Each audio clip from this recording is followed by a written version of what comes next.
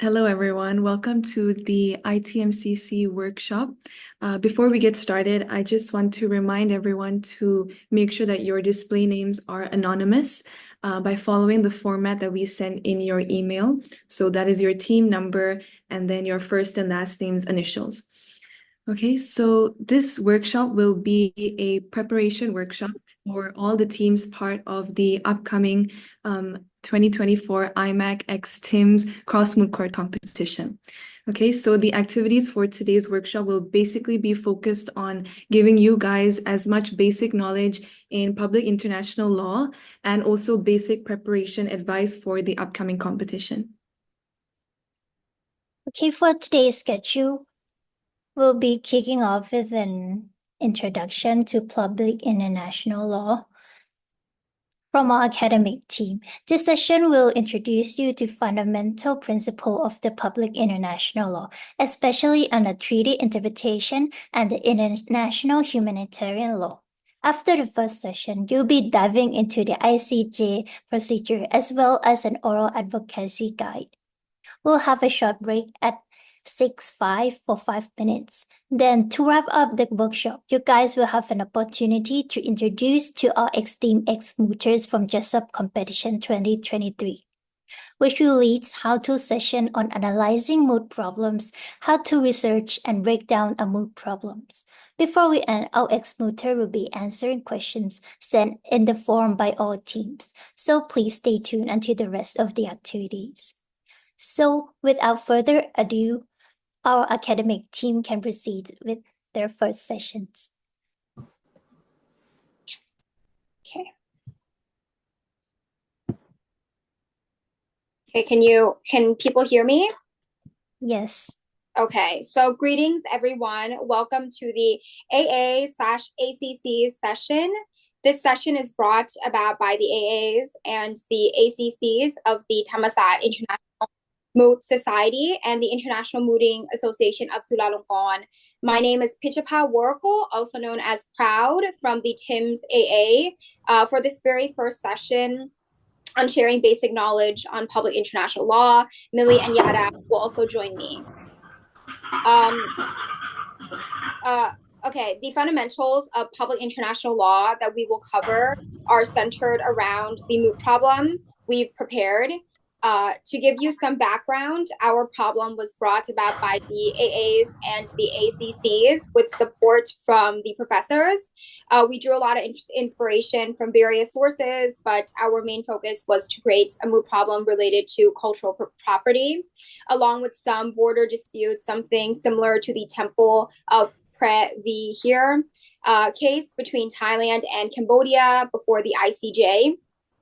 Additionally, we thought it would be useful to include elements of international humanitarian law, providing an opportunity for you to explore participating in IHL moots and not only the Jessup Moot or the Asia Cup, which concerns the general public international law.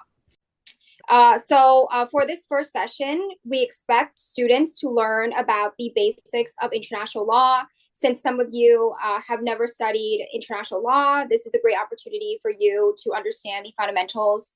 Or if you've already studied international law, this would still be beneficial as it is an active recall in case some of you may have forgotten some key information about public international law. This activity will provide the basic understanding of international law, which covers the sources and nature of International Court of Justice, also known as the ICJ, the Vienna Convention, as well as the international humanitarian law.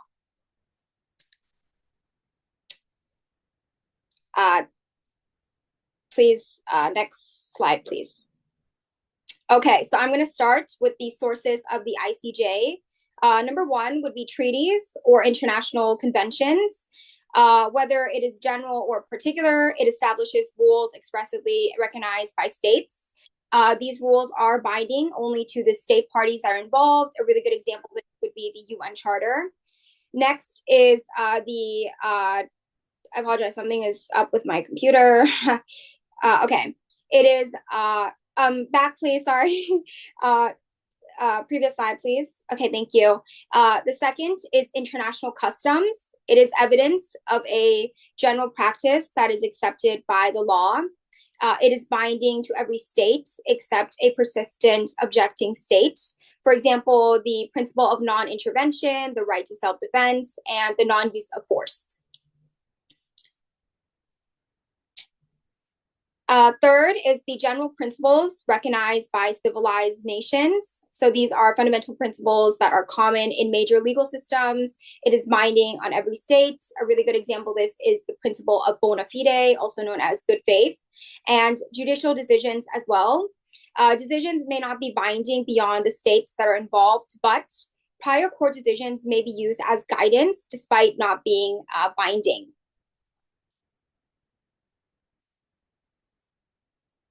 Next is the teachings of the most highly qualified publicists, academic readings, writings, as well as opinions from scholars to help support, understand, or clarify the law. The function of the sources of the international law, it helps the ICJ apply and interpret cases regarding international law.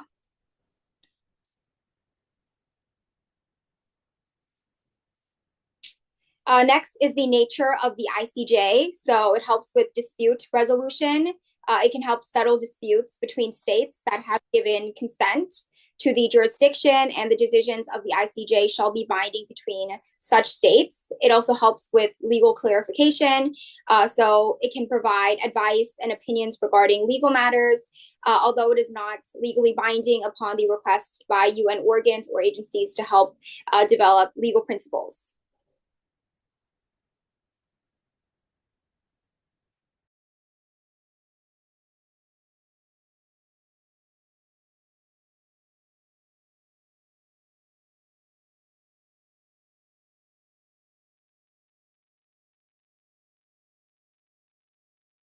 Am I audible? Yes. Okay, thank you. Hi everyone, my name is Mile. I'm the AT from IMAC, and I'm going to talk about the VCLT, or the Vienna Convention on the Law of Treaties. So first of all, let me start with the fact that there are so many Vienna Conventions. There are Vienna Conventions on the diplomatic relations, the Vienna Convention on consular relations, and the VCLT itself. But the topic for today is going to be about the Vienna Convention on the Law of Treaties, which is incorporated in 1969.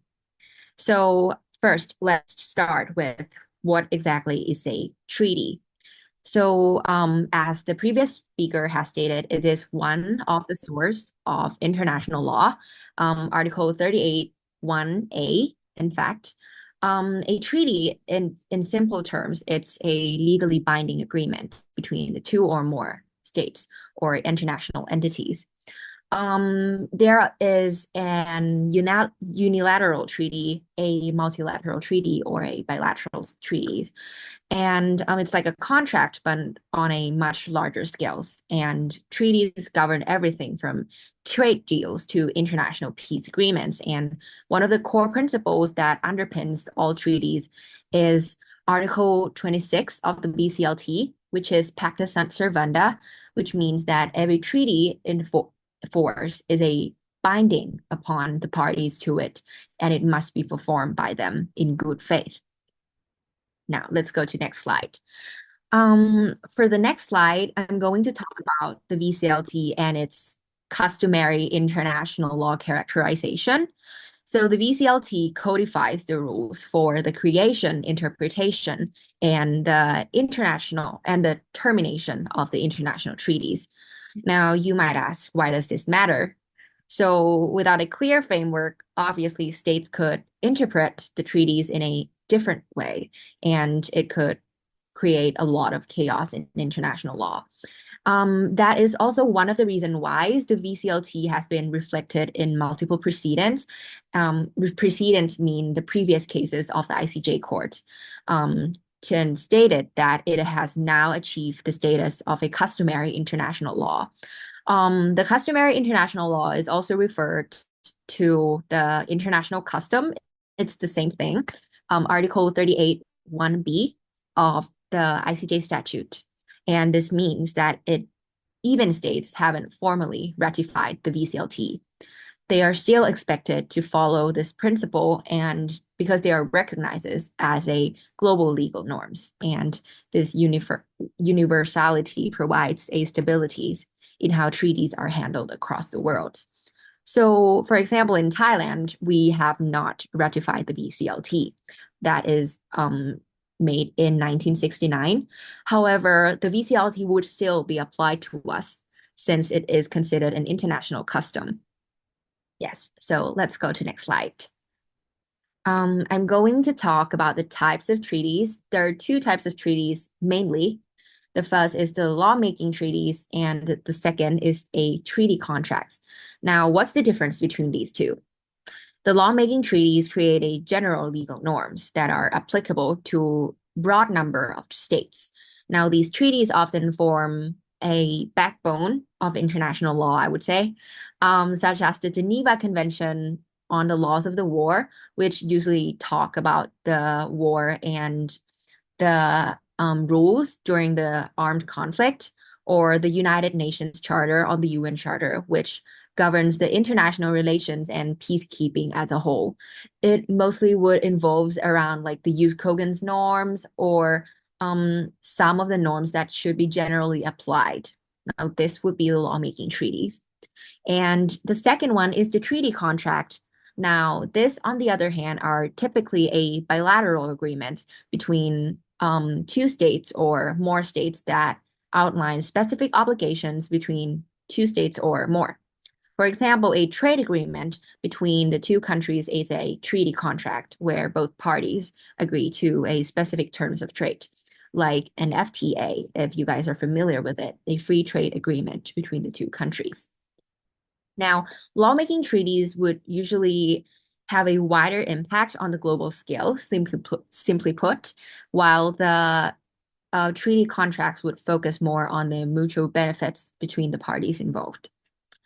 Now, for the next slide, I'm going to talk about the key articles of the VCLT.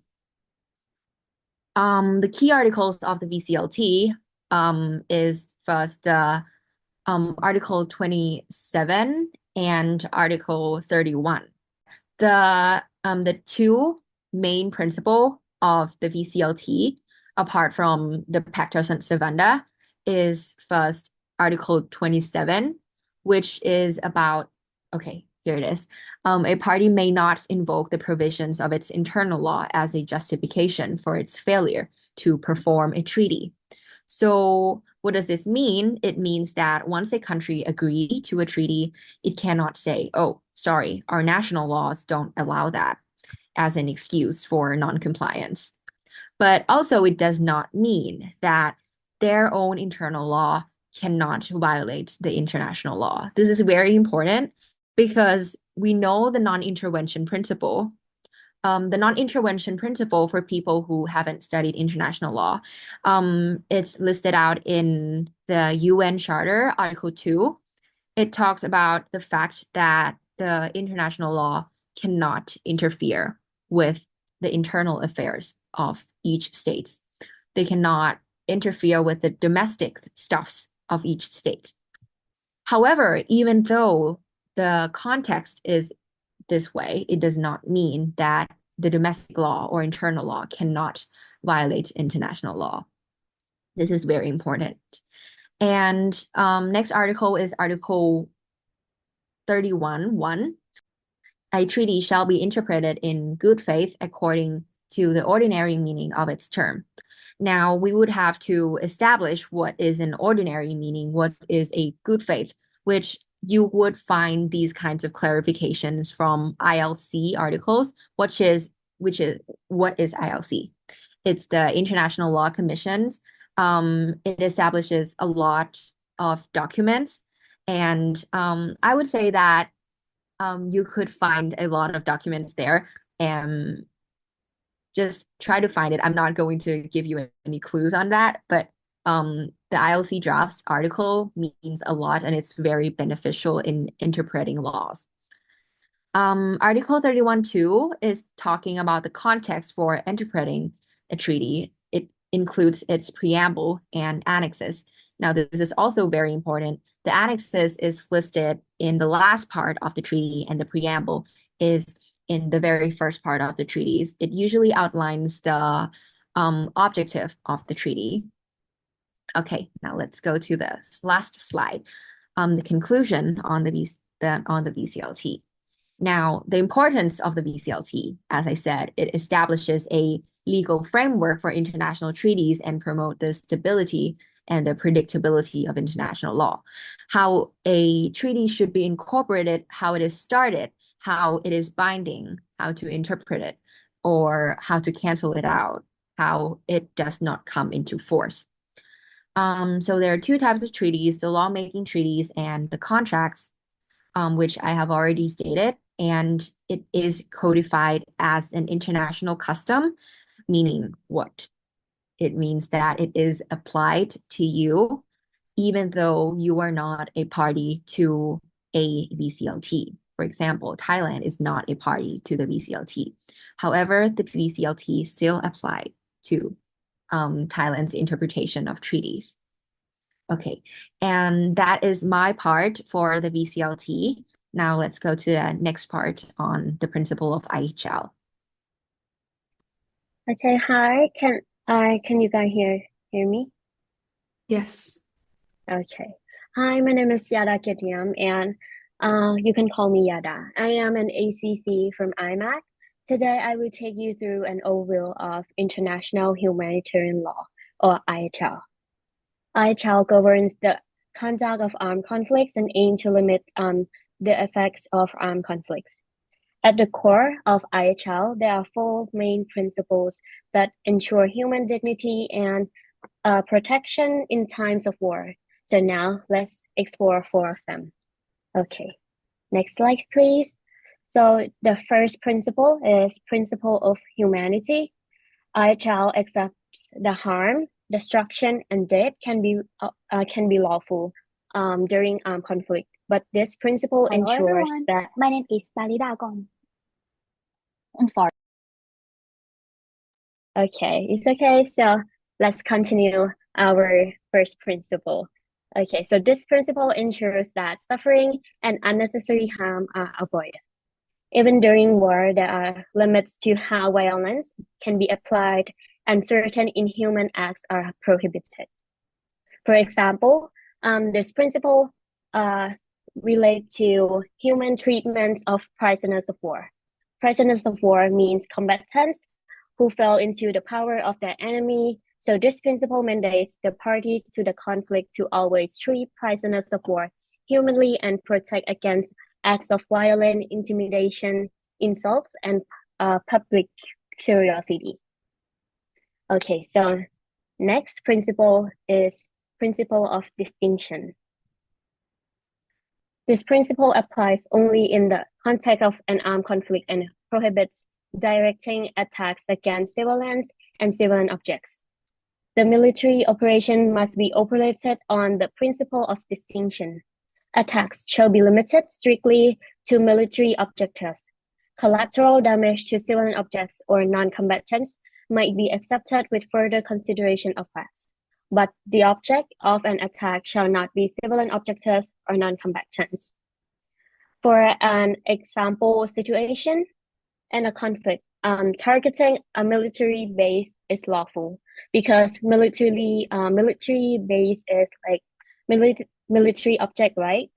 But attacking a hospital or a school would violate this principle because a hospital or a school, they are civilian objects. And next principle, the third principle of proportionality. This principle restricts attacks that may cause excessive incidental harms to civilians and civilian objects, compared to the anticipated military advantage. In any armed conflict, the parties to the conflict can choose methods or means of warfare. Okay, but first let's know methods means strategies or tactics used in an attack, such as cyber attacks. And means weapons, projectiles, and materials used in an attack, for example, nuclear weapons and guns. However, it is prohibited to to employ weapons, projectiles, material, or methods of warfare to cause superfluous injury or unnecessary suffering. If means and methods of warfare constitute unnecessary suffering, the attack is not justified, even though it is directed only at military objects. For the example, if a small group of enemy soldiers is hiding in a city or in a heavily populated area, using overwhelming force or any kinds of means that could harm many civilians would be considered disproportionate under this principle. And the last principle, the fourth principle of military necessity. This principle permits measures which are actually necessary to accomplish a legitimate military purpose and are not prohibited by IHL. In the armed conflict, the legitimate military purpose is to weaken the military capacity of the other parties to the conflict. If military operations are able to prove their military advantage, force or means of warfare can be used if it's for military purpose. However, unnecessary destruction or harm does not serve a clear military purpose is prohibited. Okay, for the example case, in a conflict area, military forces might strike a weapon storage used by the enemy. This action could be justified under military necessity if destroying the storage could weaken the enemy's capabilities. However, it must be taken to avoid excessive damage, especially if this place is located near civilian objects. Okay, so now we explore 4 fundamental principles. I will take you to see a real-life example of legal issues about IHL, which is the Ukraine-Russia conflict. This conflict highlights several legal issues under IHL, particularly in topics such as the distinction between civilians and combatants. In this conflict, reports suggest that both sides may have targeted civilians or blurred the lines between combatants and civilians. For example, indiscriminate attacks in populated areas where civilians live in. These attacks potentially violate the IHL. And the second, protection of civilian objects. In this conflict, it has seen significant destruction of civilian objects. Cities have faced massive damages. Also, civilian objects such as schools and hospitals were targeted or disproportionately affected in attacks. And the last issue, treatment of prisoner of war. In this conflict, there are acts of mistreating prisoner of war.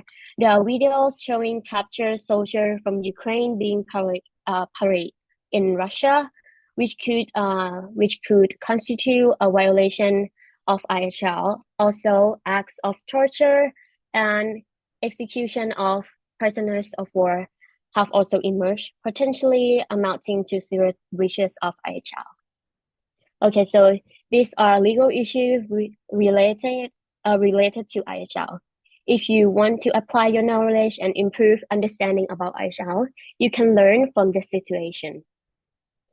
Okay, so in conclusion, there are 4 main principles of IHL: humanity, distinction, proportionality, and military necessity. Also, these 4 principles are codified in the Geneva Convention and the additional protocols, so you can find further details about them there. And now is end of my session, International Humanitarian Law. Thank you, you guys.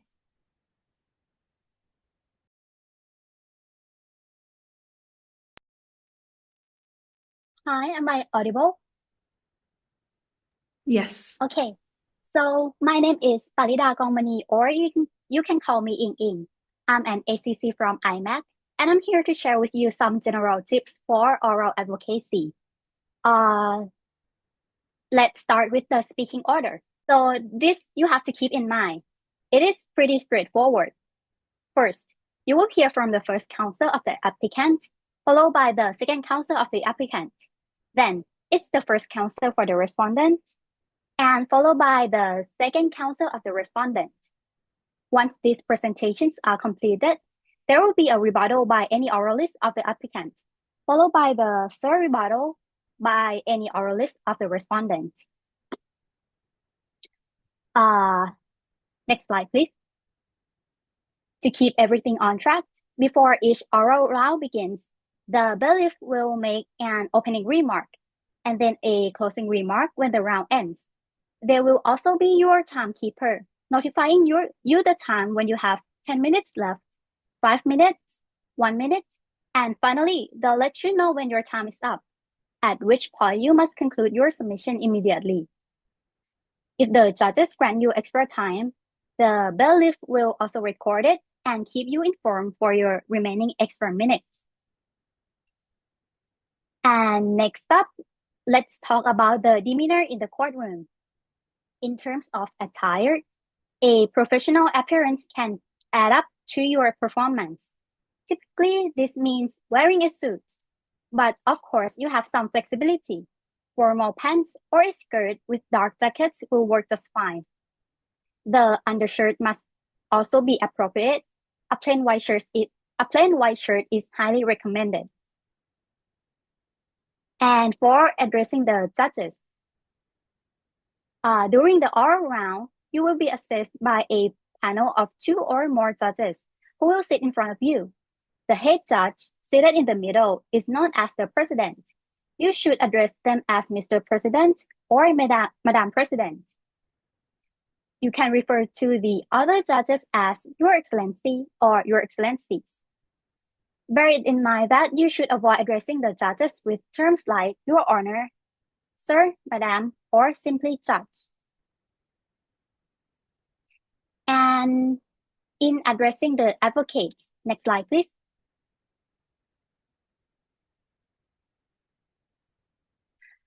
Each oralist is referred to as agent, whether they are representing the applicant or the respondent.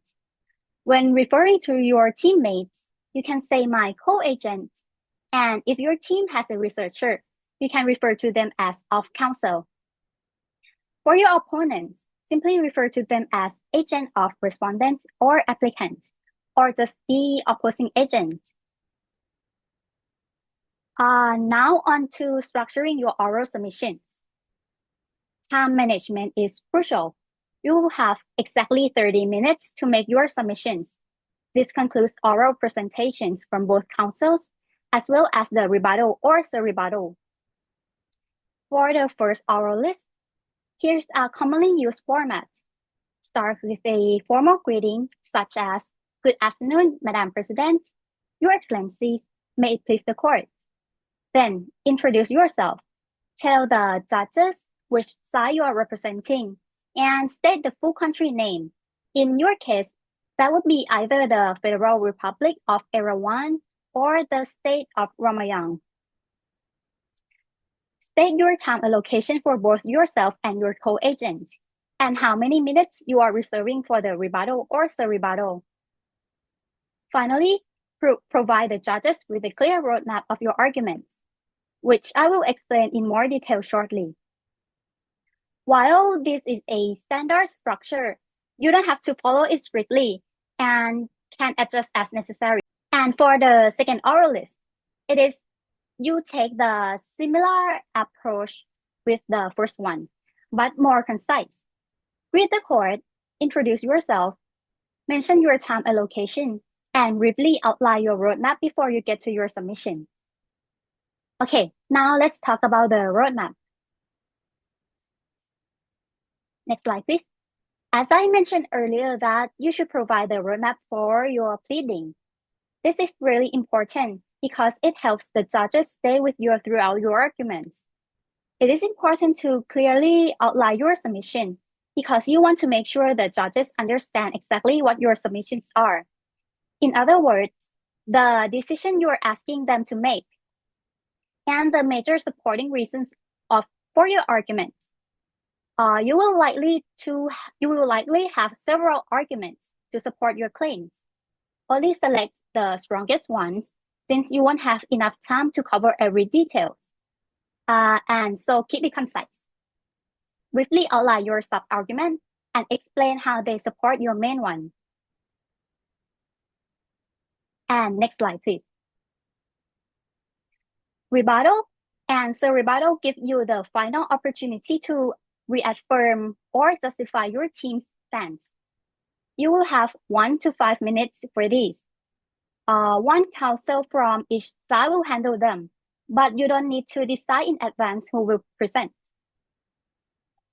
During the rebuttal, the applicant's agent should not be re-arguing your principal argument, but directly countering the respondent's claim by pointing out the errors or inconsistencies in their arguments.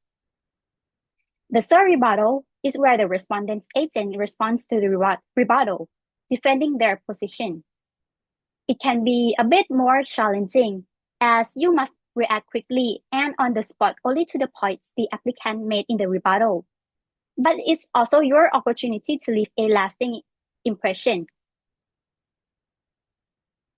And that's for the oral advocacy tips. And with that, let's move on to the next session.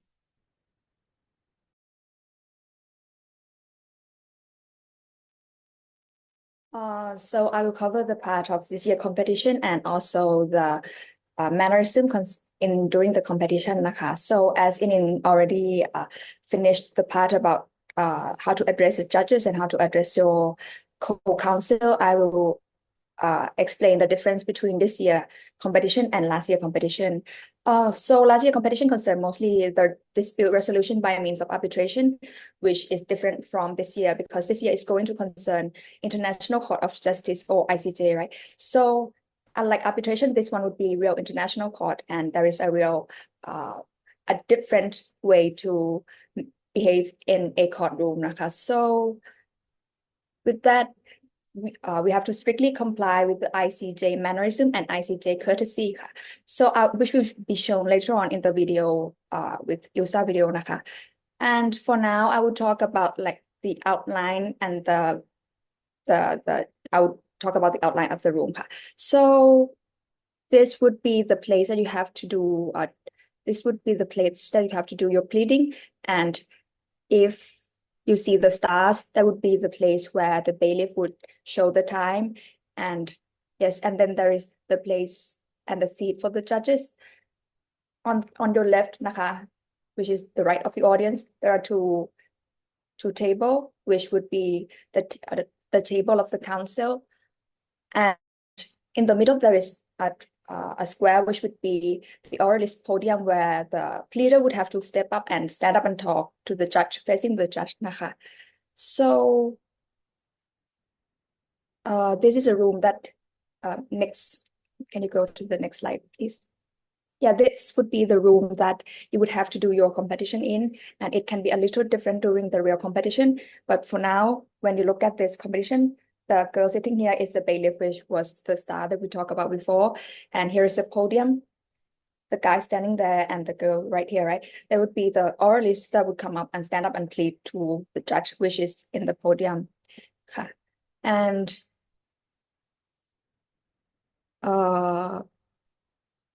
yeah, podium can be limited size, particularly when the microphone is placed on the table. And this is for about the podium. Maybe you should read this for a second to take into consideration when you became an oralist and you would have to plead in front of the podium. So next would be the video that would show how to behave in front of the judges and how to behave in courtroom. And this is from 2011, which they won the champion round, and this is quite a popular Jessup video. And without further ado, Mr. President. Thank you. Your Excellencies. Mr. President, Your Excellencies.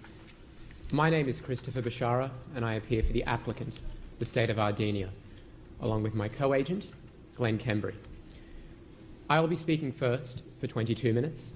My co-agent will speak second for 20 minutes, and we reserve 3 minutes for rebuttal. Your Excellencies, the attack on the Baghchar Valley Hospital was but one of 50 strikes in a Regalian campaign that violated Armenia's territorial integrity and disregarded the minimum standards. Mr. Bashara, could I ask you before you proceed any further? The claims that you're making with regard to the strikes, which claims are you making in terms of your own direct right, and which ones are you making in your indirect right, if at all, or are they both the same? Mr. President, there is a direct injury to the state of Armenia, namely the drone strikes occurring in Regalia's territory, foremost among which was the Baghchar Valley Hospital strike. There are also drone strikes occurring in Regalia, and we note that separate bases of standing are pleaded in relation to each. With respect to the drone strikes in Regalia, we submit that Armenia has standing on an erga omnes partes basis, which the respondent disputes at pages 1 and 19 of its written submissions. We submit... Could I just... why erga omnes? Mr. President, there is no identified Zetian on the compromise over whom diplomatic protection can be asserted in respect of these strikes, and Armenia has to have recourse to the doctrine of erga omnes partes. We submit that standing on this basis derives from the 1949 Geneva Conventions and the 1966 International Covenant on Civil and Political Rights, to which both Armenia and Regalia are states parties. We submit this court should find that these treaties confer a legal interest on all states parties in the compliance by other states parties with obligations under them. And this is supported by the text of the treaties. Indeed, Common Article 1 of the Geneva Conventions obligates all states to ensure respect for international humanitarian law. And as has been observed by Judge Simmer in his separate opinion in the 2005 Armed Activities case, one means of ensuring respect for humanitarian law is to institute proceedings in this court.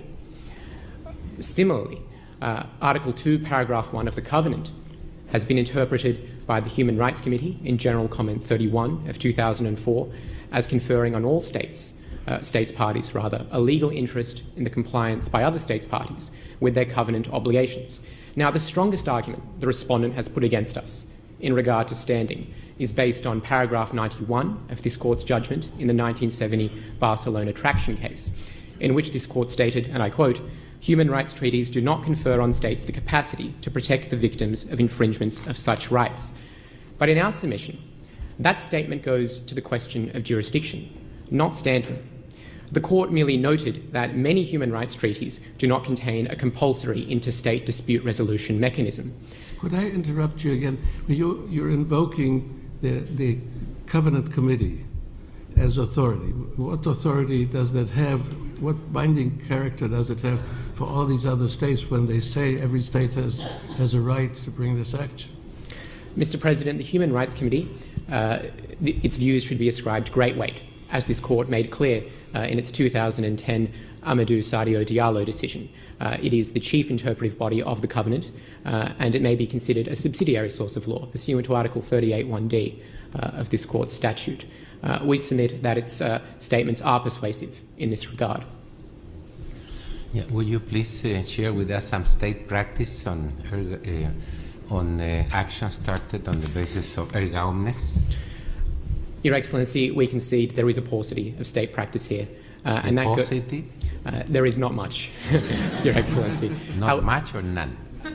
There is some, Your Excellency. We would note that Australia, in the nuclear tests case, did allege that there was an erga omnes obligation not to engage in nuclear testing. That is found in the written pleadings of the parties. The court has never applied the doctrine of erga omnes or erga omnes partes, but we submit that this is the appropriate case in which it should do so. And you know how it ended, that case? Yes, Your Excellency, we do. Ultimately, no decision needed to be made. All right. Hi, everyone. My name is Ganopatsit Iwetianon. You can call me Moon. I'm Mr. an President, ACC from IMAC. Your Excellency. In this session, we will go over some of the most important rules to ensure that everyone is on the same page. Please change the slide, please. Okay, first and foremost, always remember that the court in this competition is the International Court of Justice, or ICJ. Article 1, the term court refers to the simulate ICJ for this competition. Article 12G reminds that courtesy must be maintained at all times before the court. All participants except the judge and the presenting counsel must remain quiet during the rounds. Communication between team members is only allowed in written and inaudible form, and no communication with spectators or outside individuals is permitted. Any violation could result in a deduction of points, so be mindful. Next slide, please. Next, oral list rotation is possible with some limitation. According to Article 14, each team must have 2 oral lists, first counsel and second counsel. You can also add 1 to 2 additional members as researcher, but this will not impact the scoring criteria. Article 40, teams may switch the roles of oral list and researchers. It means researcher can step in as oral list and vice versa. However, only oral lists who participate in at least 2 preliminary roles will be eligible for the Best Oral List Award. Next slide, please. Next, time allocation. A quick reminder that the time allocation for ITMCC is different from Jessup, so don't mix them up. Article 12 specifies that each team has an exact total of 30 minutes to present their arguments. This covers the presentations of both the first and second counsel, as well as the rebuttal and surrebuttal. Fourth, during the competition, it's important to refrain from addressing your institution names. This rule aims to maintain fairness and anonymity in the roles. We will remind you again during the competition, but please make sure to keep this in mind throughout. Next slide, please.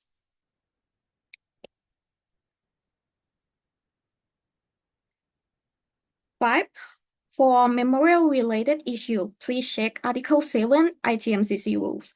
According to Article 6, each team will participate in 2 preliminary rounds, and 2 finalist teams will be decided solely based on oral round scores. Article 7 requires each team to prepare either an applicant or a respondent memorial, with the site being assigned randomly by the organizer committee on the same day that the Moot problem is distributed to teams. While memorial scores will not affect advancement to the grand final role, they will be considered for the Best Memorial Award.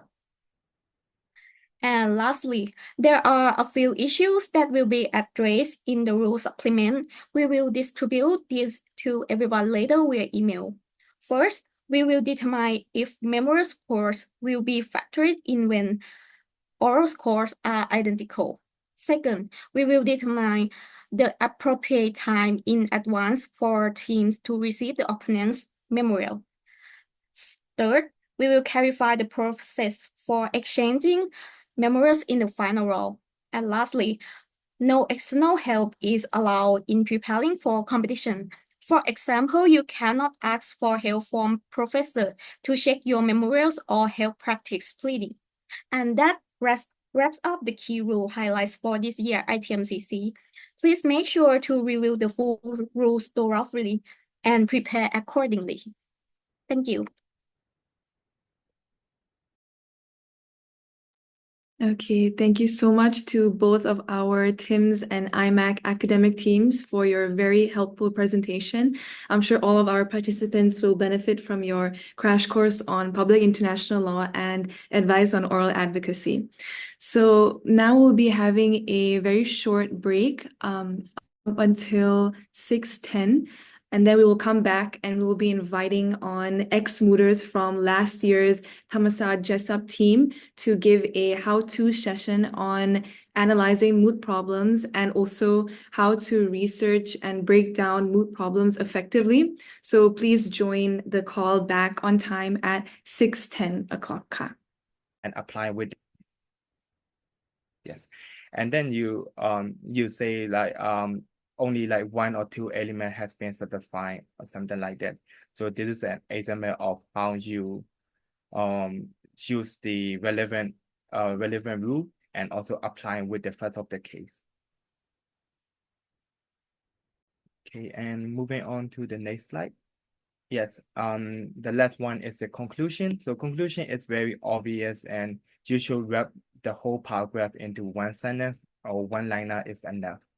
So you should start with like, therefore, hence, consequently, something like that. So example here is that therefore, no valid contract was formed between X and Y. So just one simple sentence concluding your whole paragraph is enough. And we should, as mooters, we should always include conclusion at the end of each argument to indicate the readers of the memorandum or even like the listener, like judges, to indicate that we are concluding one each of the argument that we are presenting. Okay, so that is basically like a revision to IRAC.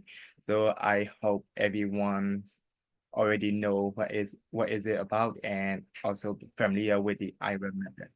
So now we're going to do a small exercise, and from this stage, I recommend you to take a screenshot or take the photo of upcoming slides because we are going to practice the method together.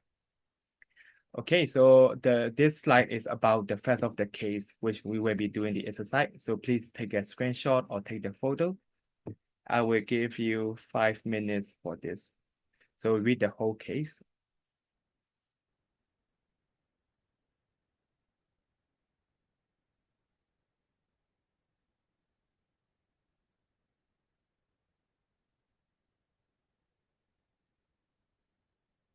Okay, so at this point, I believe everyone has taken photograph of this slide. So I would like to ask to move to next slide, which I will be showing the issue of the facts and also the relevant laws that you have to use.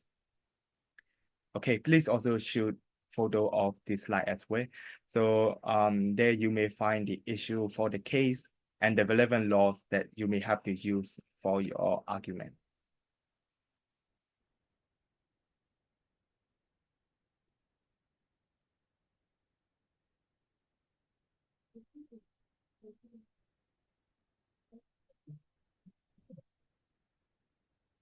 Okay, so when you write your argument, you can stand from the other side, you can stand from any side of the government.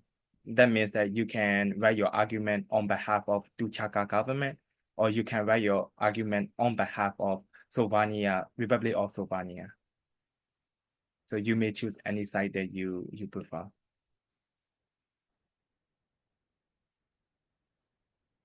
Okay, now I believe everyone have also taken photo of this slide as well. So we'll be moving on to the another slide. Okay, so here you will find more details about the relevant laws that you will be using. So this slide is about Article 19 of ICCPR. You can also take the photo of this slide.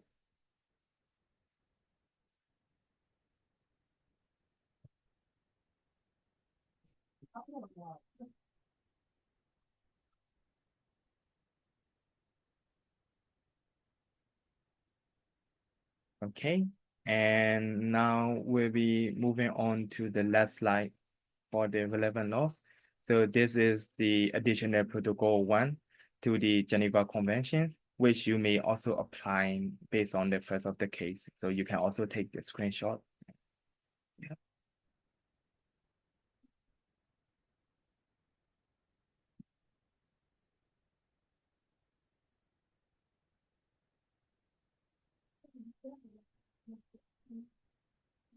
Okay, so you all they have like another 2 to 3 minutes to brainstorm your argument, and also you can send your answer through the Zoom chat if you are confident enough to show your answer.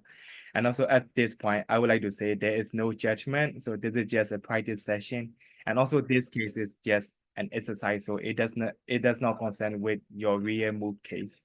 So yes, please feel free to give your answer to the Zoom chat.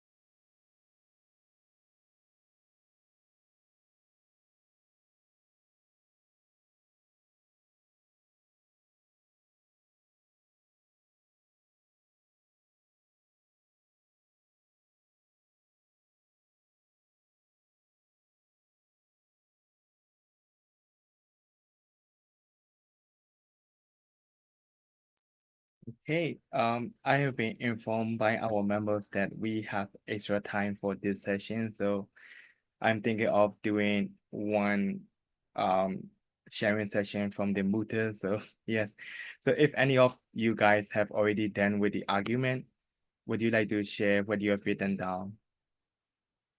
Any volunteers?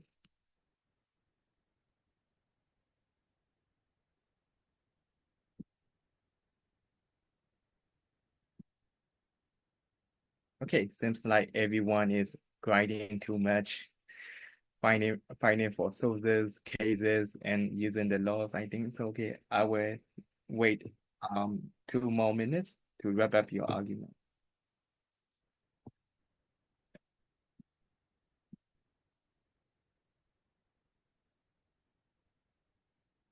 If anyone is done with your argument, you can just do the raise hand button, and maybe I will ask you to volunteer and share your answer.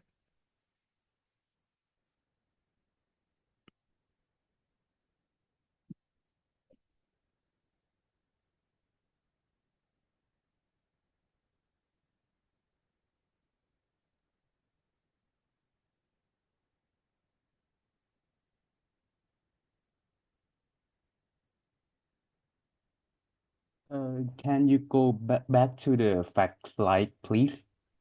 Oh, yes, surely. Thank you.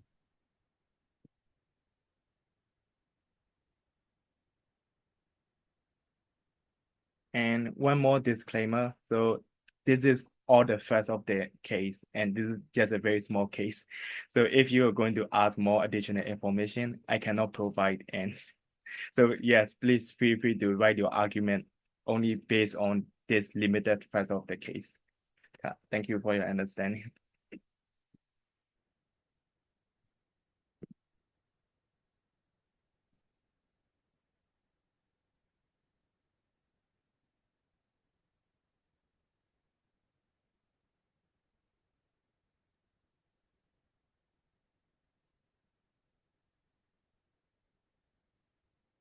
Okay, one more time. Anyone who has already done with the argument, you can raise your hand.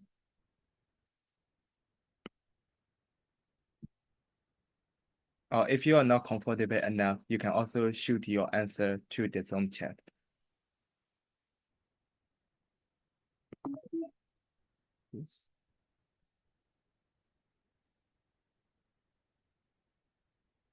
Okay, so we've got one volunteer. Thank you very much. ITMCC 03. So we have the answer using Article 19, Paragraph 3 of ICCPR, stating that Tuchaka is entitled to restrict freedom of expression when it is necessary to protect national security. Okay, if Frederick's reporting truly endanger military operations or involve classified information that compromise troop safety, Tuchaka may argue that the restriction was justified. Thank you very much, and that is really really done in that was really done amazingly in a short amount of time, and that was a pretty good and solid argument. Okay, so if you have your answer ready, you can shoot in the Zoom chat box as well. And also, if you would like to volunteer, you can also speak up by doing a raise hand. Okay, so my time is almost already up, and I have my peers waiting. So I will just go to the answer slide. Yes, can we move to the model answer? Okay, so yes, this is the model guideline answer that I prepared. So I expect the answer to include the following or similar points. But if you also use other relevant like provision from the Article 19, if you find it interesting or if you find it relevant, you can also use, or you can also even use additional protocol when articles if you find it is strong enough. So from the answer that from the model answer that you may see, I also argue with Article 19 paragraph 3 of ICCPR, and also the other like additional sub arguments that you can also raise for the criteria of necessary, proportionate, and non-discriminatory. For those elements, it is quite difficult to prove from the first of the case because I didn't put much details on the domestic law of the Chaka government, so you cannot really prove it from the first of the case. But however, that you can just apply the general rules and what kind of criteria that the rules have, and you apply with the limited fact of the case that you have from the previous fact, and then you can come to the conclusion. So this is just a practice session which you can just apply the IRAC knowledge that we have revised together. So I hope this is kind of like a warm-up activity and also a reminder for you to a reminder for you to do when you're writing the memorandum account. Okay, so that will be the end of my session, and thank you very much for your time and for your attention. And if like any of you guys they want to share your answer, you can do so through the Zoom chat, and I will be reading, and also my peer share will also reading as well. Okay, so I now give my floor to chair for the other session. Thank you very much. First of all, am I audible? Okay. So first of all, thank you, Zach, for your insights. And now I'm going to talk about 2024 Jessup Memorial Breakdown, and also I'll go through the my claim skeleton.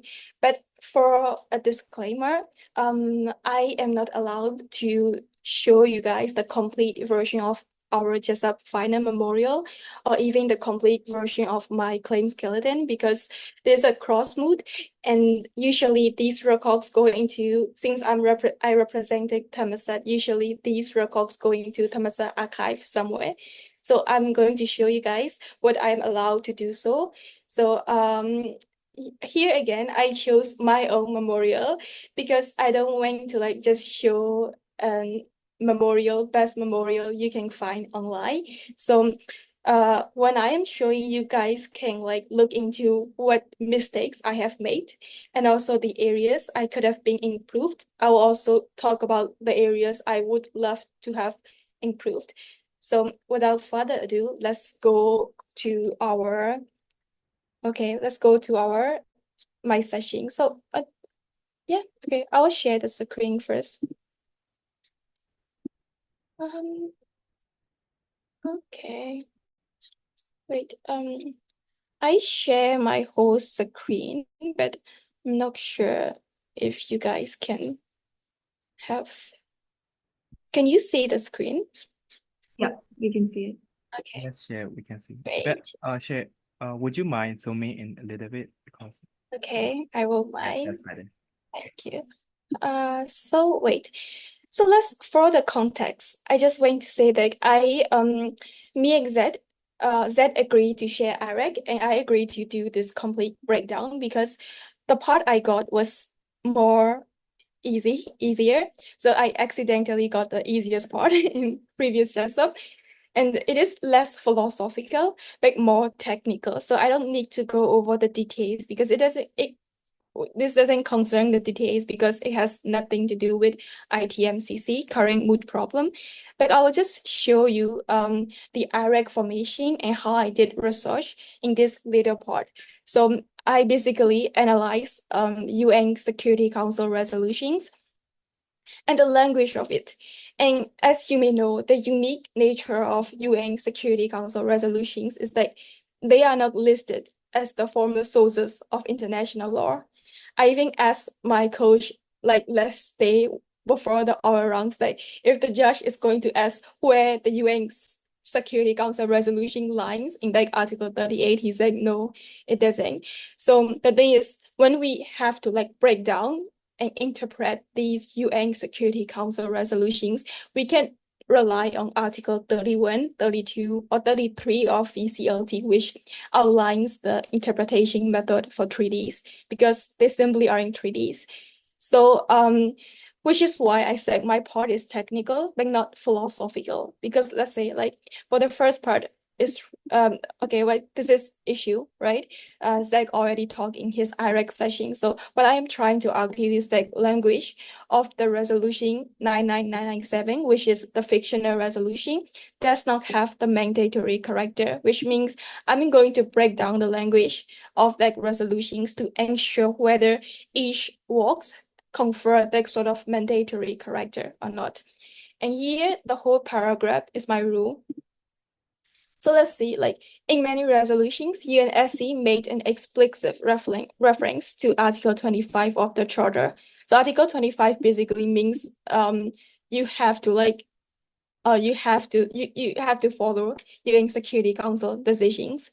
So let's see, like for this, when saving says I have to look into these bunch of UN Security Council resolutions over and over again to make sure that whether these resolutions are binding and whether it explicitly refer to Article 25. That is the technical part of it. So I can look into most like articles which cross-reference these UN Security Council resolutions, but at the same time, I also have to go into the official records of the UN Security Council resolutions to come up with these numbers, which apparently are binding, and I'm going to prove the opposite. And I'm going to say why is this not binding in my case. And probably like usually in Jessup, I think you guys will also have to do it because this case is majorly inspired from the public international law nature of Jessup. It's not like IH or Moot where, you know, like criminal law. So the outline is already given, you know, like just like criminal law, commit, intentional, blah, blah, non-international armed conflict, blah, blah. It's already given. So you can just copy the outline, but you have to think of the outline here. So it's more freestyle compared to like Asia or blah, blah. Usually Jessup and Asia Cup, you have to like use your creativity.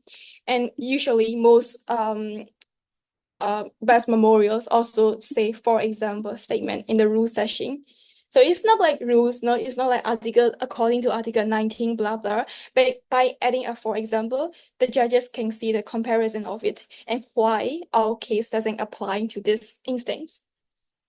So for example, like in Palestine question, the Security Council resolution mentioned that the continuance of the situation is likely to endanger the maintenance of international peace and security.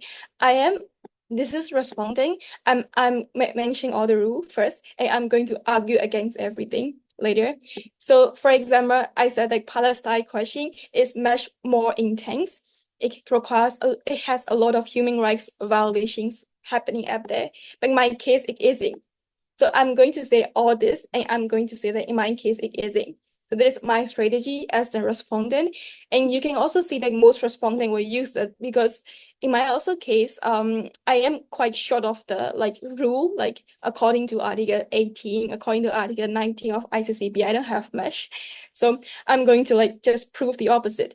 And here again, you know, like if you have already attended public international law course, you might have already learned that these little works matters, like demands, corresponds, blah blah, undertake, carry out.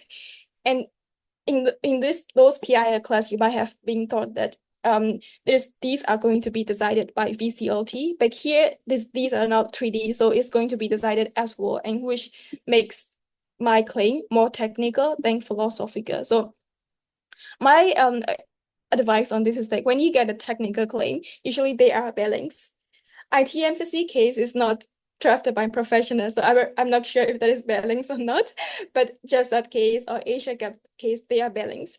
If you're going to take a philosophically heavy question, you might not need to do much research. But for me, my claim, the first time I read it, I know that it's going to be, the issues are going to be this: the bindingness of the Security Council resolutions, non-bindingness, or whether the Security Council resolution can undertake and carry out the matters in that instance. So that is why my claim is technical, and I have to look into a lot of UNSC resolutions.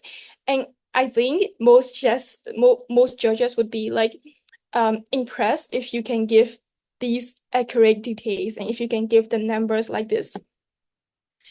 So here's the application part. So I'm going to argue everything against that. Didn't make any explicit reference, only have correspond, doesn't have the word like demands or desires. And even the phrase like desires to remain safe is only indicates like blah, blah, blah, blah. So we're going to do that, like lower the tensions and trying to prove that that is not something that concerns the maintenance of international peace and security. So that is my application part. Usually, if you are in like legal communication class or whatever, the professors might ask you to elaborate more on the application, but I'm short of word counts. I will also like recommend you guys to like put more applications so that it is the place where you can show off your common sense. You know, like how you are going, you put a lot of rules and blah, blah, you make a lot of research. But if your application is very short, it means that you're just hiding behind the rules. You don't have that much of common sense, you know? So like, this is also the mistake I made. My part primarily concerns the rules and arguing whether these rules are like valid or not. So I don't have much for application. So maybe my application was shorter than it is expected. I could have elaborated more. I could have kidding my common sense, which usually like those award-winning memorials do. So for the application part, please be aware that please be inspired from the best memorial. They use a lot of it. They don't care if there are a lot of compromise in these references. They just use a lot of their common sense to persuade the court. So actually, this side is a pretty like strong side because it is respondent and I am strong in that part. But I'll show you the weak side, which is wait, my weak side is really weak actually. I'm sorry, I highlighted. Okay, so here, let's see, like, Noina, can you like see this slide, the one I select because I changed the desktop? Yes, Like, yes. Okay. So yeah, that is the same argument but I made for the applicant side and it is short, messy. I didn't win applicant memorial either. We won by overall memorial, but let's see, like, I am trying to like persuade something which I am very short of law. Everything I don't have anything actually, but I use one thing like UNSC even use call upon the word to authorize the use of force. It actually isn't because like let's say like 227, right? My argument here, UNSC resolution 221. It's like call upon to authorize the use of force. Like let's see how exaggerated I did. Can you see the wait, it's loading. Oh, that is how I line in my memorial, so you guys can like inspire from how I line. Wait. Yeah. Let's see. Didn't call upon. I just want to say that call upon is a binding word. It isn't. But I lie. So like can you see this? That is the part I'm trying to say. Call upon the government of United Kingdom of Great Kingdom and Northern Ireland, blah blah. So you see the use of force, call upon. So I exaggerated. They even use call upon for the case of use of force. So it's a pretty solid word, but it is not, because there's like if necessary and to prevent. These words are trying to say that they are not trying to bind, they're not trying to make UK and like Northern Ireland to stop the force. They're just trying to say that if necessary, please do that, right? If we look in this at the whole paragraph, I lied because I don't have much. And you can do that actually. You can exaggerate and you can lie, but you will get caught by the judges. And if the judge asks, you have to come up with something, like at least they use the word, even if they use other words, which doesn't confer the kind of legal obligations, but they at least use the word. You can still say that. Can I know how many times I have left? Can I know I think I'm fine. You have around 17 minutes. 17 minutes. Yeah. Okay, great. Okay, so let's go with the next agenda, where I'm going to talk about the claims skeleton. So that one is my memorial, and that one is my memorial breakdown. I just made a little part of my memorial breakdown, so I hope that was helpful. But now I'm going to the skeleton. So this is my very first skeleton. It's not good. Oh, sorry, the way just kidding. Okay, sorry. It's not good because it's October 17. So I think even the new Jessup team was just this year. They don't even have being like selected by this date. So it's really early. I'm trying to say that it is really early. So I don't have much idea of what's going on, but I'll see how the skeletons translates into the memorial and why this is important. So my skeleton only has two parts. First is like very vague idea of this resolution I'm trying to say is not valid. And the Article 34 not valid. I don't even know not exactly the use of word valid because I don't know what other word I need to use. So I just hope that the professor is going to help me out on figuring this word. And I also say that SC power to investigate blah blah has to be challenged. So my skeleton is pretty messy. That is the issue session. It is supposed to be an issue, but nothing looks like an issue. I'm writing a whole like paragraph on what I went to argue. So this is my very first skeleton. But number two, the idea is more intact. So resolution 99997 is not binding under international law.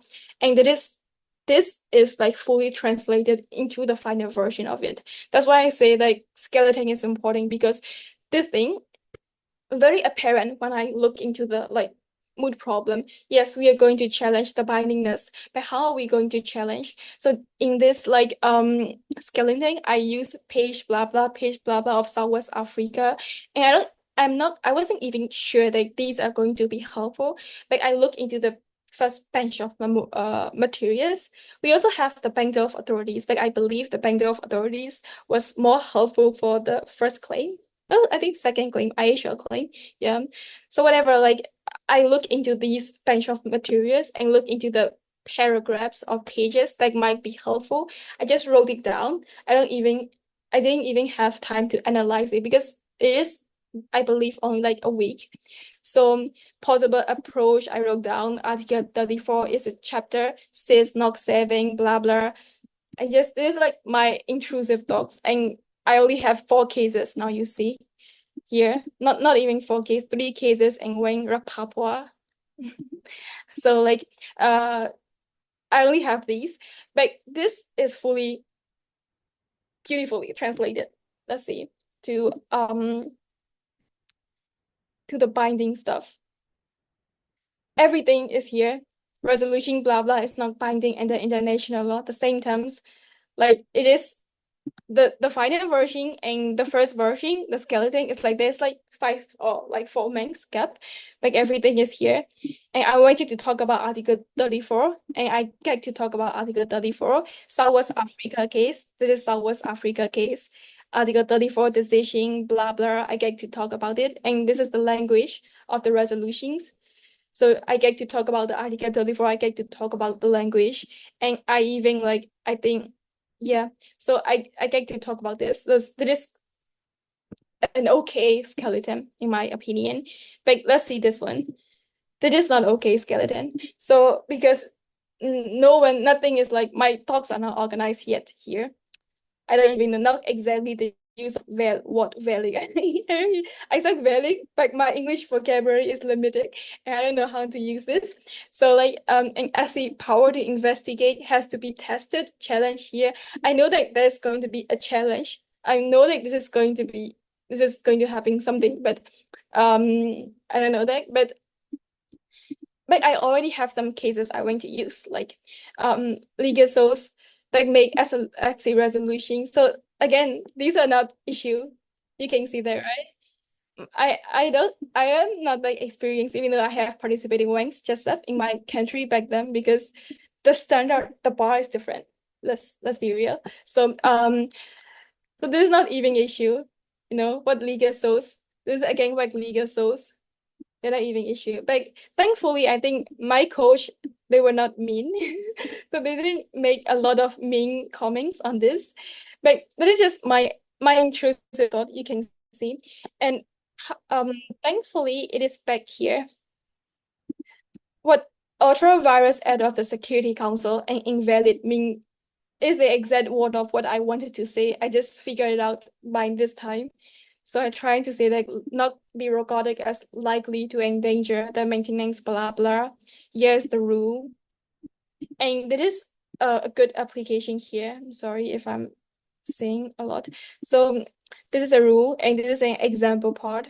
I again mentioned these UN resolutions, blah, blah. I learned a lot about resolutions here. I don't have the measure of like philosophical knowledge on international law because I learned about Zach argument and blah blah. You talk about diplomatic immunity and stuff, which seems great, but I am struggling most with these numbers and resolutions. But I try to like nail this by like reading a lot about these resolutions again. But here, like FET. So this is the kind of FET application I love the most, because as I mentioned before, I'm not good with applying the facts. It is short, a lot of very little common sense there. It should be like something that you persuade the court after you have this bunch of rules, like you should say something.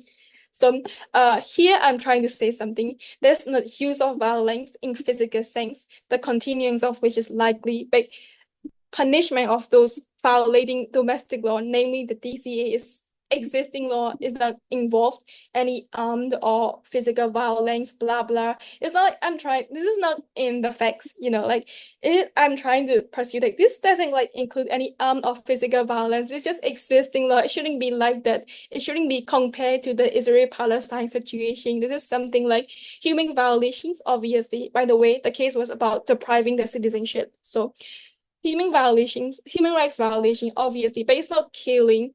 It's not, like gun violence, just like these instances above. So I'm trying to actually argue that, like I'm speaking to someone, I'm trying to persuade my friend. So this part, I am satisfied with the applying the facts case. I just going to say that, and then so let's go to the claim skeleton again.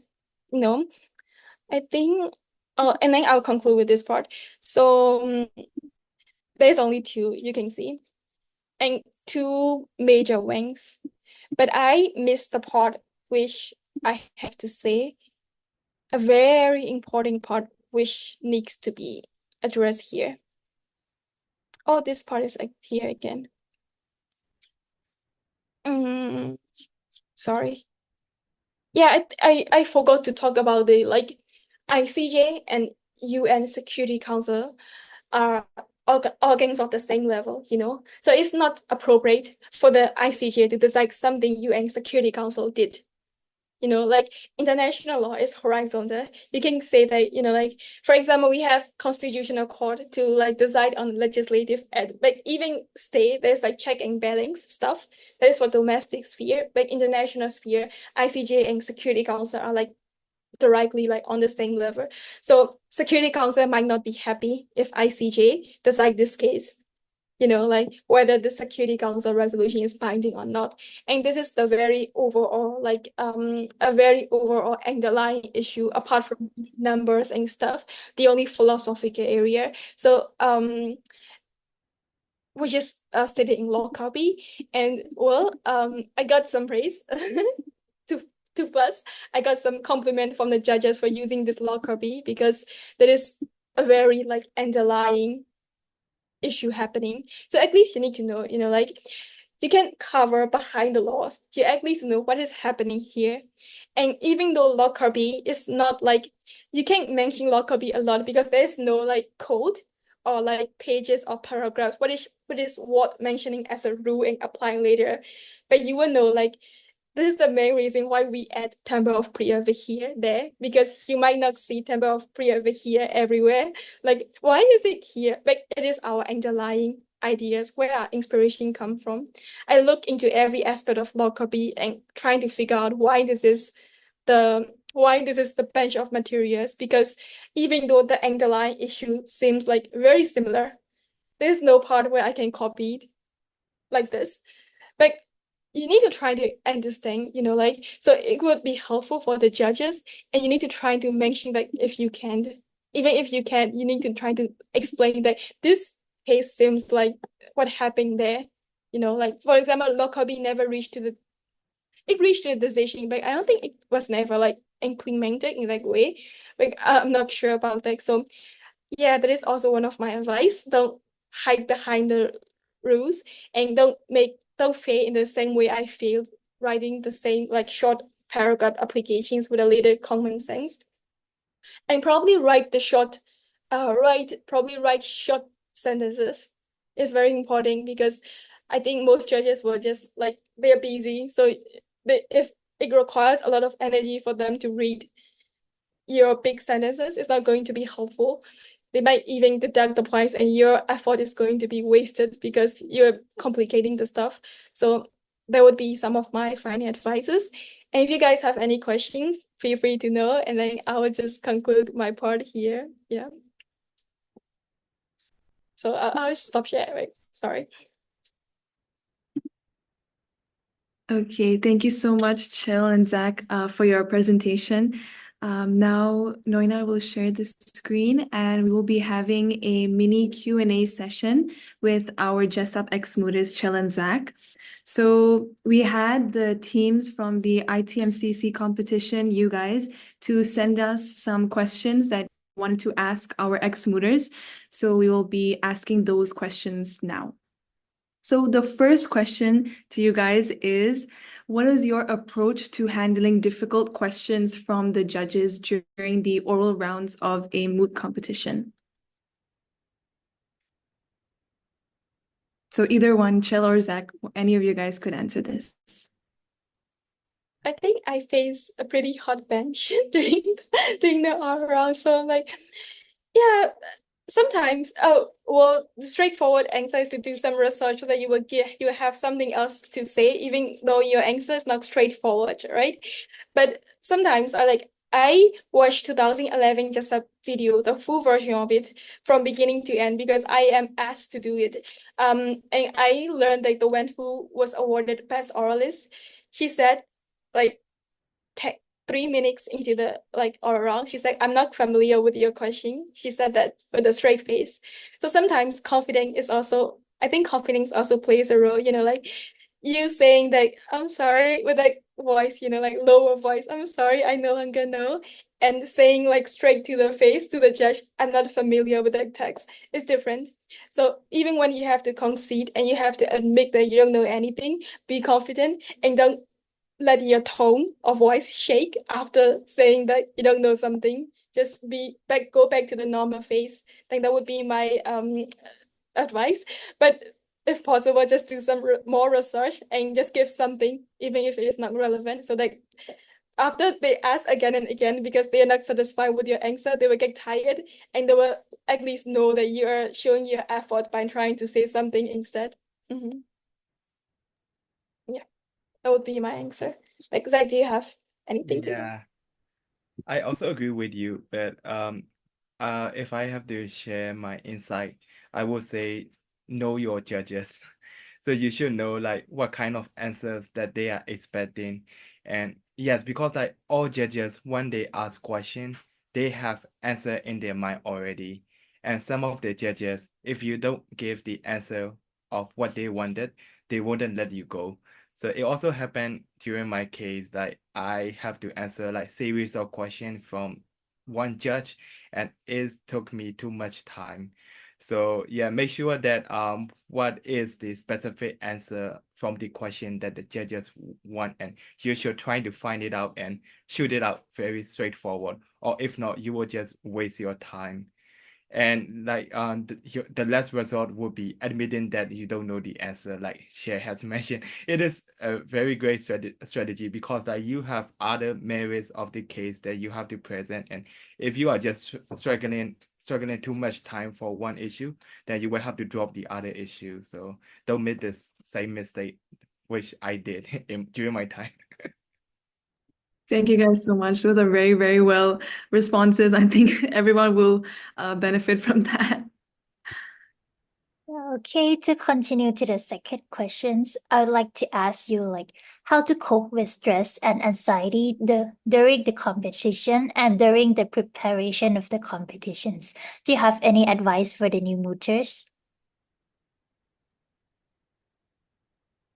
Yeah, would you like to go first or I me? think I scolded Zach when I become stressed with my own work.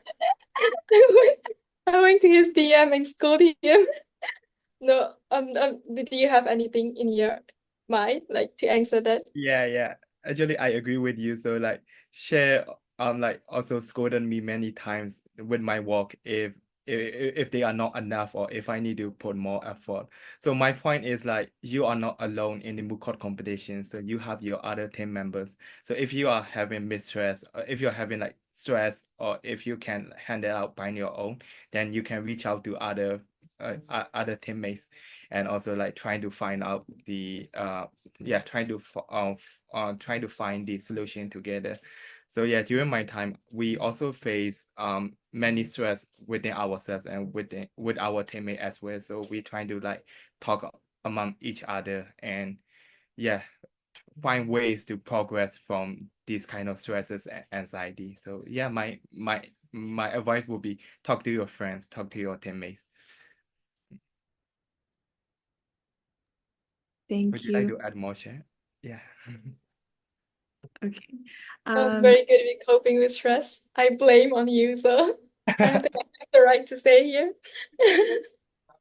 I feel Yeah. actually out of all of the departments in both IMAC and TIMS, the AA team is the one who really needs to handle a lot of stress. So really props to you guys from both IMAC and TIMS. You guys really handle a lot of stress.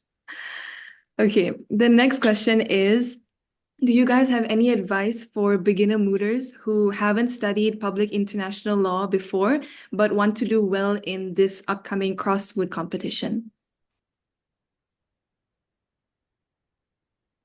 I think I can go first here. Yeah, go Okay. first. Yeah. So like I participated in like IHL Moot when I was back in Myanmar.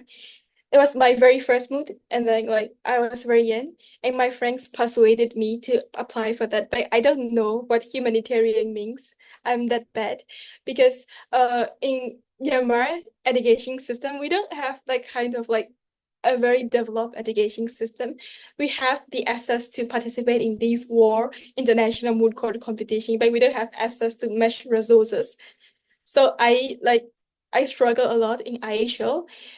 I don't even know what the single works are, but I think you should start with the basics. And a very helpful advice would be go for YouTube lecturers, because there are like a lot of YouTube which talk about like public international law, a lecture like 2 hours long. If you're not patient, then it's your loss, because you need to be patient. I had to be patient because I know my limit, and my limit doesn't reach to the point where I made it to IHL. In fact, I actually lost IHL as well. Like let it be. At least I say something and I like pull some like cocks. I even got best oralist actually. That's my first mood. So no, not yeah, thank you. I mean, not fussing. It's just like go from the start. Like you don't read the case and start working from that, but you start from what is IHL. Like what is don't go with what is military necessity or what is like what is happening between Russia and Ukraine, but go from what is IHL and the fundamentals, the foundations. Basically, that is also the inspiration from our event flow today, because it's very basics, like what is principle, blah, blah, because we are scared that you guys are going to start from the problem not the core ideas, you know. So I think you should start with the core ideas first. Thank you for your questions. The next questions, as you guys have answered to the very first questions, that confidence is a very important keys in moot court competitions. So we would like to ask you further that how to speak confidently during the oral rounds of a moot court competitions, especially during under the pressure.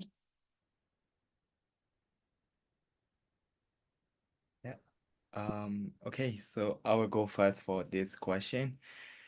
So yeah, it is very human and it is very normal for us to feel the pressure and sometimes even scared of the judges, like having a stage fright. But when doing like oral pleading, we have to build our own a new persona, like a new personality, just to like fake the audience and fake the judge that you have enough confidence and you're doing well. So you have to fake it till you make it.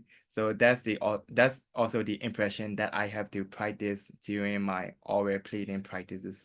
So yeah, during the practice session, I was so scared of some of the questions that I cannot answer. Sometimes I also I also went to the wrong direction when answering the question. So yeah, from those practices, like I felt that I have been developed to a better mooter and somehow able to manage quite well in the competition. So based on the practices, you have to build up your own a new personality for the mooting. Yeah, and I think Cher can also agree with me that after we have done our pleading rounds and we felt like we are extremely tired and like would fall to the ground because like we wasted too much energy faking our personality, trying our best and Wasted. building up our confidence. Did you Yeah. just say wasted? We are totally wasted. We don't have energy and we don't have any energy to talk to other people, socialize with other person. We're just done that. Yeah. So just like build up your confidence through many practices and also build up your how can I say then you build up your mentality because mental is very, very important. So I really focus on my mentality and also like physical as well. So if you are mentally strong and physically strong, and then you will be like very certainly sure that you can show confidence to the audience and also in front of the judges as well. Thank you so much. So the next question is, how do you ensure good communication and collaboration within your mooting team? For example, if you have some members who are not very active and you want them to be more active, how would you tell them? Or if you want, yeah, you're pointing at someone. Yeah, how would you deal with that? Sure. You go. You take that question. Actually, I think we make some problems. We had some problems with that because we as a team we are good with each other, like at least in the aspect of we are friends, you know, like we go out together, we have like we meet we met each other a lot. But even though we act like friends, it was too friendly, it wasn't professional. So what happens is like we are friends, we are loving each other, we are like sending memes to each other, but although we are not discussing the like core problems or like the mood or whatever about the competition. So it kind of like led to the collapse. There's also a last thing I learned because, you know, like if you're not happy with it, if you're not happy with your problem, even if it is your friend, don't feel bad and go and say it. Because later I like at the like very like 2 or 3 weeks before the oral rounds, to be honest, I'm not happy with Zach. I going stalking in every social media platforms to make sure he is on the table walking, not going around because he goes to a lot of concerts, you know, like I'm making sure I'm disciplining him. So yeah, I am well, that is too invasive, I know, but I am also stressed. So the moral of the story is don't be like me or don't be like anyone else at the last time, you know, like invading others' privacy. I mean, if he went to go or whatever, he should. So at least communicate from the beginning that even if you guys are friends, don't feel bad. Just say that I don't like you or whatever. I think you should fix that, blah, blah, be open. That would be my, advice on that. But Zach, how about you? Yeah, actually, like both of us have done lots of mood call already, and I also would like to say there's going to be drama in every mood. So yeah, you will face a drama within your teammate or within yourself as well. So yeah, drama will always happen. So for those kind of things, like if you're going to if you were to face those kind of things, I would like to say just be like open-minded and also be flexible and work sorry, work cooperatively with your team members, because like you are not doing this alone. So you all are doing this together. So like one member's effort is really matters in this. And that's why I also appreciate Cher for scolding me, and I even asked her like if I didn't do some of the things where you can always come tell me, like can scold me. So yeah, so be a kind of friendship and also have some professionalism between your team members. So yeah, knows when to be flexible and knows when to be strict. Then your team result will be very excellent and you will also get good results. Thank you. It was a wonderful answer. Actually, you guys actually forms a wonderful team together. Okay, so next questions is what common expectations do judges have and how do mooters meet them?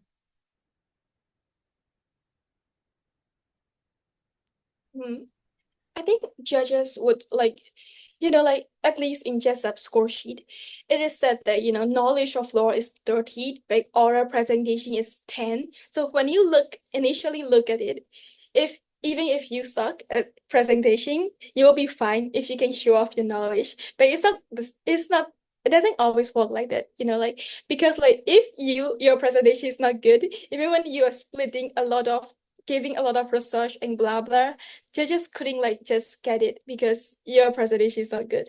So I think you need to like focus on the oral presentation, try to say slower.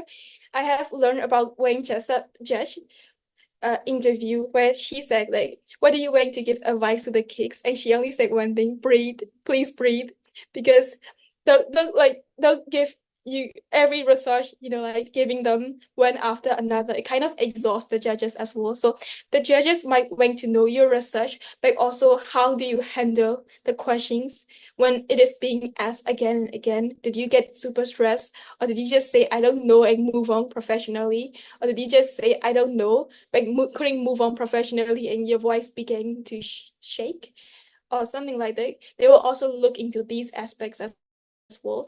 And I think judges would also like want to have like sort of simplicity and also the calmness. So I also suggested the video which is shown before. So you might know that like speaker, like pleader, is even laughing because he don't have that much of the resources he is going to provide. He is in the like lower hand actually. His part doesn't only have that kind of like some sources, because he was arguing about ominous parties. If the case happened now, he will have a lot to argue because there's Myanmar Gambia case, but it happens before 2011, so he doesn't have much to argue, and he was struggling, but he won the champion round. So it speaks a little about how do you do the oral presentation, I believe.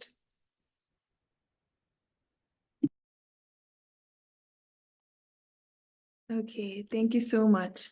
The next question is how to remain motivated throughout the preparation period leading up to the Moot competition.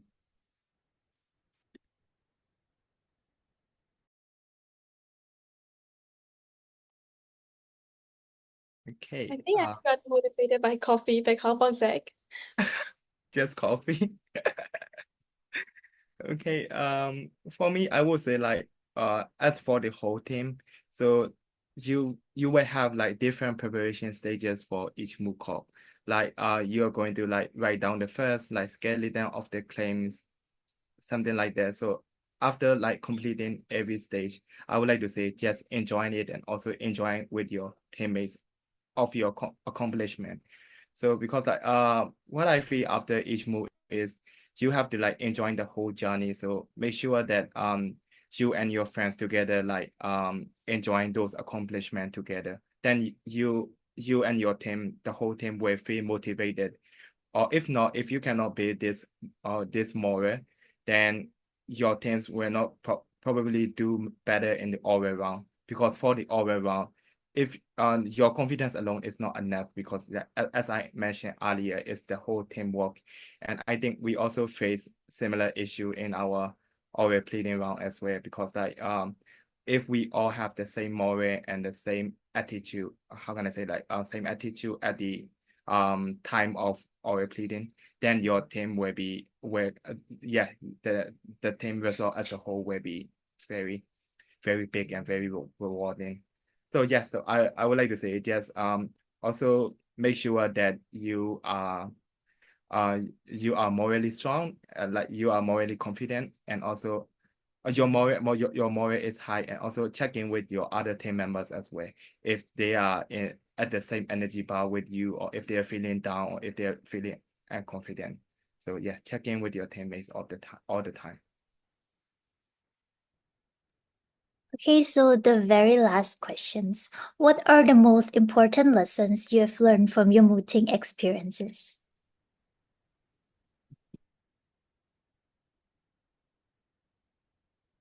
Okay, do you want to go first?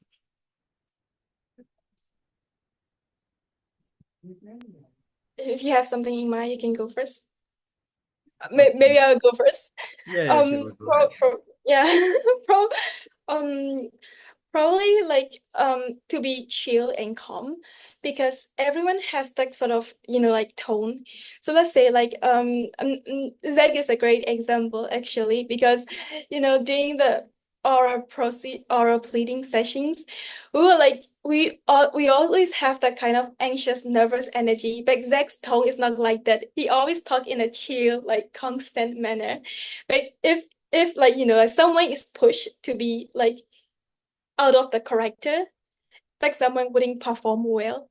So that's the idea I got, because like for me, I have like kind of like, I don't know, I'm not very aggressive when it comes to like talking, but I also have the kind of, I have bad temper, and I'm pretty straightforward. And if I'm pushed to like something I am not, I won't perform well. So everyone has that kind of tone, and everyone has that kind of character. And if you're not comfortable inside your character, and if you're adding like, like you see my friends, like people who nail the Aisha and blah blah, she talk in a very aggressive manner and she still nails it. So like you have to know your character. I didn't know my character. I was trying to pose like a fake persona. I was trying to act like chill, a very like helpful advocate, which kind of works in a way, but it struggles and exhausts my energy a lot. And after the Jessup, I think I feel more comfortable in my skin. If I don't like it, not even in the Jessup, that was like a full character development for me. Like even it's not in Jessup, I try to be straightforward, blah blah. It makes me like so less stressful like living life before. So I am happier now. So I think know your character and know like which kind of character suits you the best, because not every like QC type and a very demure style would suit you. And if you look into the previous videos of Jessup and blah blah, you might see every type of argument style. Some shout, some like argue very aggressively, some are very calm. And if they are comfortable with it, and if they can stay near that character, you're good to go. That is something I learned from that.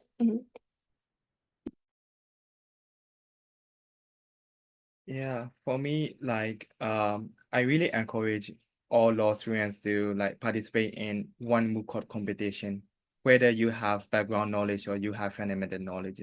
Because which Moot court, whatever Moot court that I've done, I don't usually have genuine knowledge or background knowledge, but I have to research, I have to do the research and learn from the learn at the same time when participating in a Moot court competition.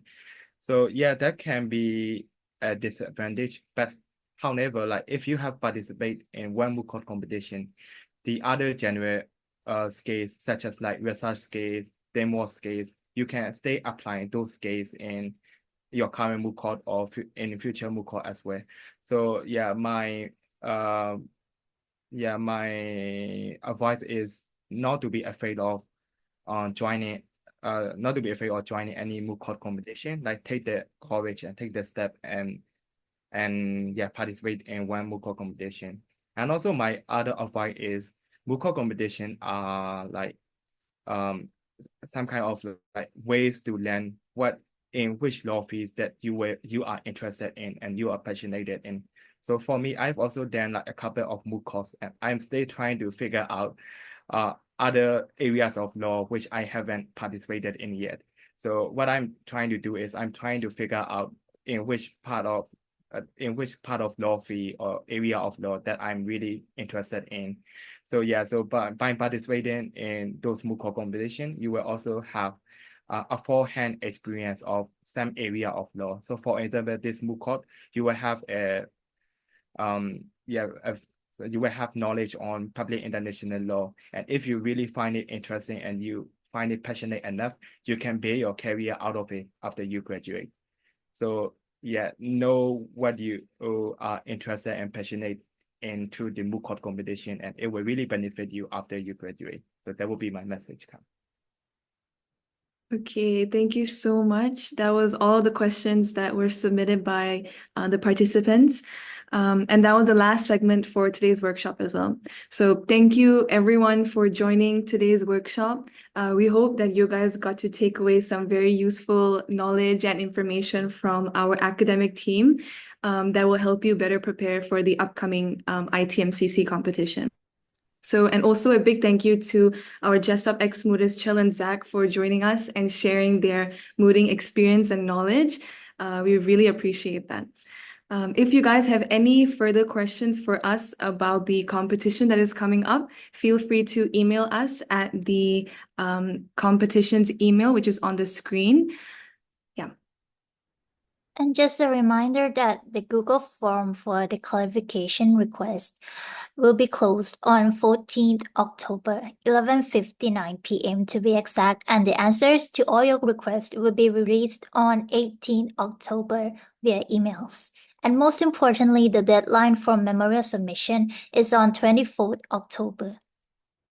After the memorial submission, team pairings for preliminary rounds as well as the tentative schedules for the competitions will be sent to your email shortly.